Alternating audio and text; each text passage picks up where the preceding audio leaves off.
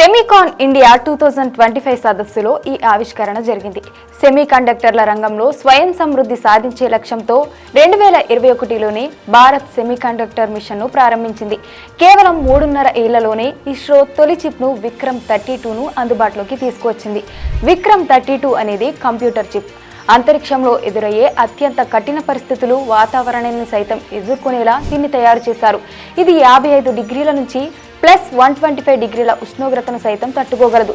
ఈ చిప్లను రాకెట్లు, ఉపగ్రహాలు, launch vehicle ఏవియానిక్స్లో వాడనున్నారు. ISRO చేపట్టిన PSLV C-16 ప్రాజెక్టులో విక్రమ్ 32ను పరీక్షించి అద్భుతంగా పనిచేస్తున్నట్లు గుర్తించారు.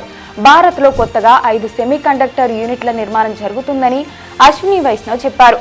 6 రాష్ట్రాల్లో 1.60 లక్షల కోట్లకు పైగా పెట్టుబడులతో 10 ప్రధాన ప్రాజెక్టులకు ఆమోదం లభించిందని తెలిపారు.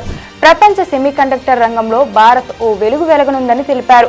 సెమీకండక్టర్ డిజైన్ రంగంలో భారత్ కీలక శక్తిగా ఎదుగుతుంది.